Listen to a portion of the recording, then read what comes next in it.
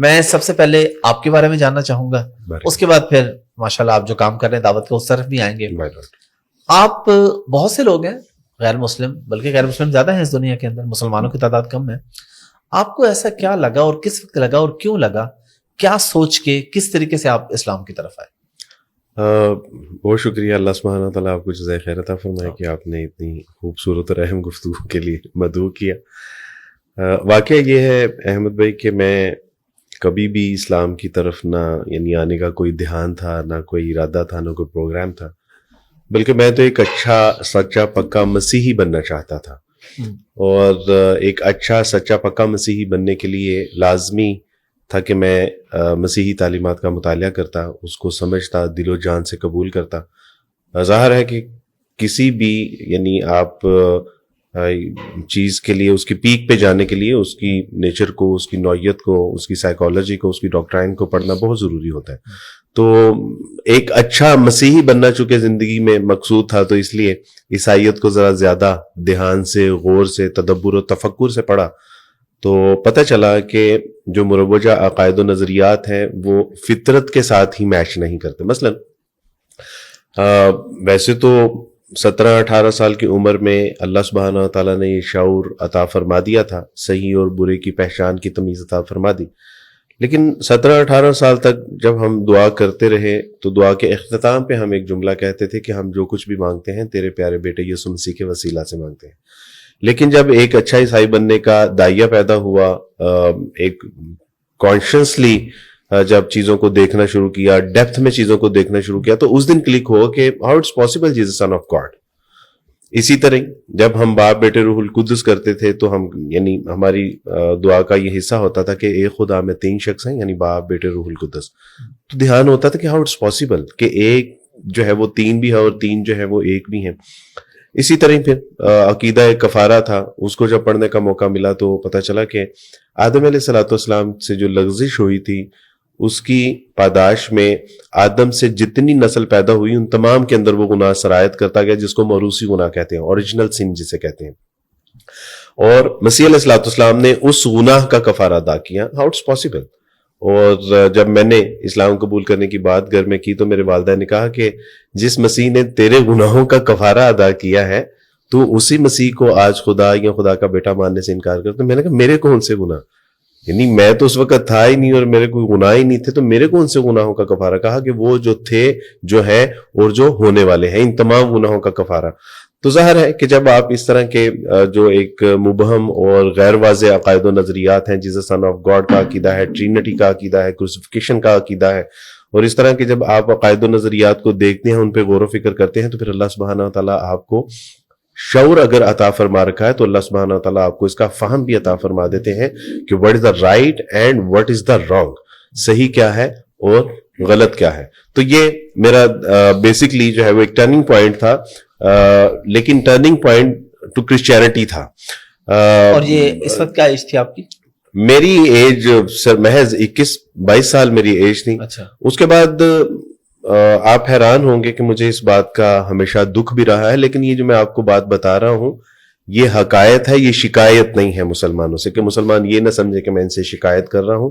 یہ ایک واقعہ ہے, اور واقعہ یہ ہے کہ میں نے اسی سوسائٹی میں 21-22 سال تب تک میں سرو کر چکا تھا کہ کبھی کسی نے آ کر یہ نہیں کہا تھا کہ Abdul Waris Masih where you want to go, what are you looking here and there, کیا تلاش کر رہے ہو, کہاں جانا چاہتے ہو. میں نے عیسائیت سے جب دل برداشتہ ہوا تو میں نے ہندو مت کا مطالعہ بھی کیا, میں نے سکھ مت کا مطالعہ بھی کیا, میں نے شنٹوازم کا مطالعہ کیا, اور دیگر جو مذاہب ہیں, ایون دو کہ قادیانیت کو بھی میں نے پڑھا, لیکن کہیں کوئی تسلی نہیں تھی. اور ایک وقت ایسا آیا کہ جب میں اس بات کا یقین کر چکا تھا کہ یہ مذاہب جو ہیں یہ محض جو ہے وہ انسانوں کو کیپچر کرنے کے ذرائع ہیں, مگر نہ اس کا کوئی حقیقت کے ساتھ تعلق نہیں ہے. اور میں ایک وقت ایسا تھا کہ ایتھیزم میں فال کر گیا. لیکن ظاہر ہے کہ جب آپ کی فطرت زندہ ہوتی ہے اور وہ آپ کو یہ احساس دلاتی ہے کہ کوئی تو ہے اس کائنات کا جس نے زمین و آسمان کو پیدا کیا ہے, جس نے یہ رنگ و روپ, زمین و آسمان, چاند, ستارے, ہوائیں, فضائیں, نہروں, اب یہ جو چشمے ہیں, ندیاں ہیں, نالے ہیں, بحر و بر ہیں, دریا ہیں, کوئی تو ہے جس نے اس کو پیدا کیا, لیکن وہ کون ہے؟ تو الحمدللہ اس کے بعد پھر اللہ سبحانہ و تعالیٰ نے مجھے توفیق عطا فرمائی کہ میں اسلام کا مطالعہ کروں.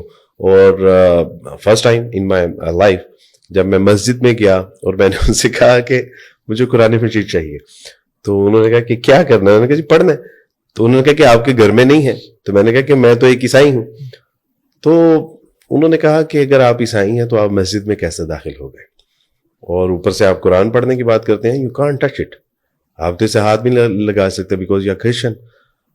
تو بڑے بے آبرو ہو کے تیرے کوچے سے ہم نکلے کے مزداق. تو اس کے بعد اللہ سبحانہ تعالیٰ کی توفیق سے میں نے اپنے دوست سے کہا, انہوں نے مجھے قرآن مجید لا کے دیا, میں نے پڑھا.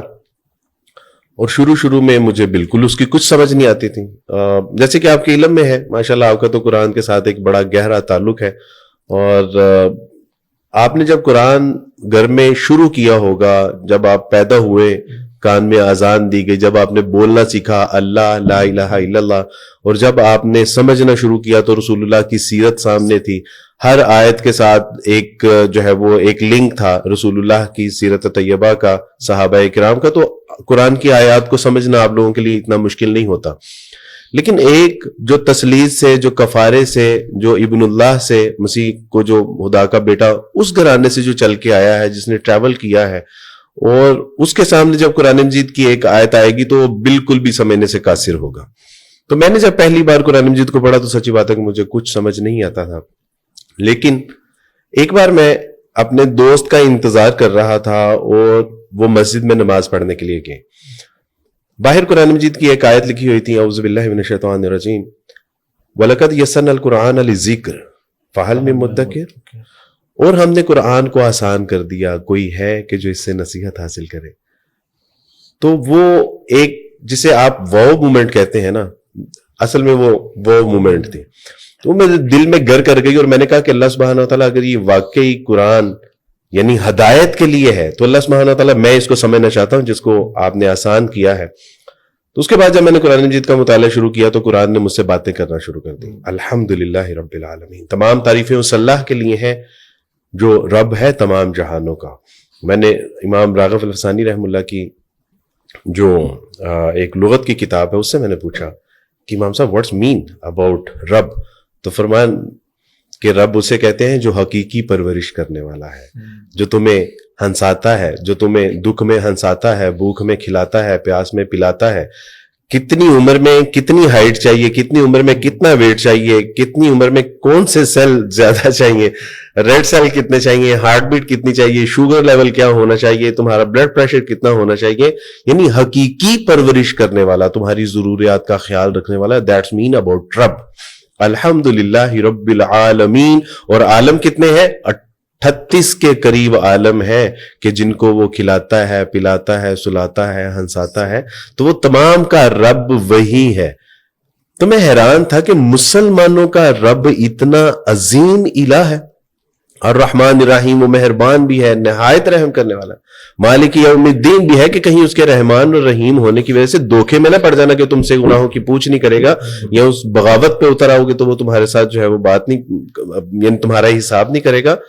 بلکہ یاد رکھنا کہ وہ ایک ایسے دن کا مالک ہے کہ جس دن اچھائی کا بدلہ بھی عطا کر دیا جائے گا اور برائی کا بدلہ بھی ادا کر دیا جائے گا. تو اس دن کوئی اللہ کا نہ ہاتھ روکنے والا ہوگا, نہ کوئی تمہاری سفارش کرنے والا ہوگا, ماں سوائے اس کے جس کو اللہ اجازت عطا فرما دے.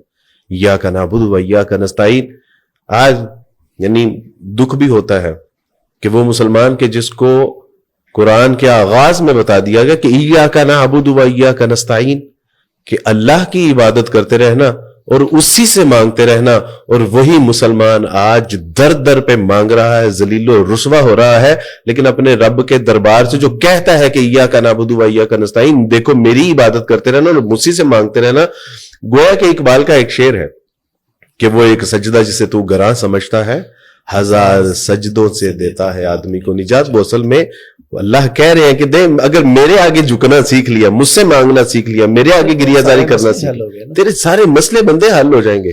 لیکن ہم نے صرف اسی کے در پہ نہیں جھکے, باقی ہر غیر کے در پہ ہم نے جو ہے وہ سجدہ کر کے